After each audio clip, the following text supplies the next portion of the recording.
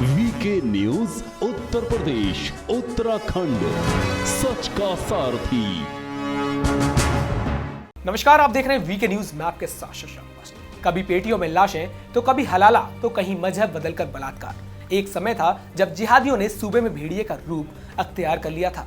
इन भेड़ियों पर लगाम लगाने की हिमाकत करने का दम शायद प्रदेश की पूर्व सरकारों में नहीं था। तभी जूही कॉलोनी लफ्ज़ जिहाद का अड्डा बनी। ऐसे में सवाल यही कि धोखे से धर्म परिवर्तन कराकर कब तक ये जिहादी भेड़िए बहन बेटियों को नौचते रहेंगे? कब तक ये इन पर अत्याचार करते रहेंगे? कब तक हिंदू बेटियों की असमत को लूटते रहेंगे? ऐसे में इन शातिर भेड़ियों के लिए प्रदेश सरकार ने कड़ा रुख अपनाते हुए जो कहा, उसे सुनकर ये जिहादी किसी भी लड़की की तरफ देखने से पहले कांप उठेंगे। दरअसल योगी सरकार में कानून मंत्री ब्रजेश पाठक ने कहा कि उत्तर प्रदेश में अब कोई लफ्ज़ जिहाद नहीं कर सकता। एक दौर था जब लोग घंटी, बबलू जैसे नामों से हिंदू लड़कियों को जाल में फंसा लेते थे, मगर भाजपा सरकार में सब कुछ बदल चुका है। लफ्ज़ जिहाद को लेकर सरकार ने जो सख्त कानून बनाया है उसको असर साफ देखा जा सकता है। दरअसल ब्रजेश पाठक बुधवार को भाजपा राज्य मुख्यालय पर पार्टी के फर्क साफ है अभियान के तहत पूर्व और मौजूदा सरकार के अंतर को समझा रहे थे। इसी दौरान उन्होंने पूर्व में सपा सरकार की कानून व्यवस्था को लेकर जमकर बरसे और कहा कि सपा शासन में थानों में एक जाति विशेष का वर्चस्व था।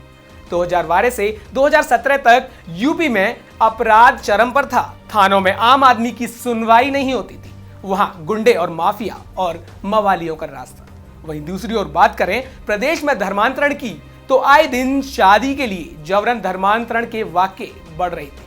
धोखे से लड़कियों का धर्म परिवर्तन कराकर उनसे विवाह कर लिया जाता था और बाद में उनके साथ मारपीट और घरेलू हिंसा की खबरें आती रहती थी। इन सब से तंग आकर लड़की जान तक दे दिया करती थी और अपराधी बेखौफ खुलेआम घूमा फिरता करते थे, मानो उसने कुछ किया ही नहीं हो। ऐसे में इन सातिर अपराधियों पर हंटर चलाने के लिए योगी सरकार ने कैबिनेट में एक अध्यादेश को मंजूरी दी।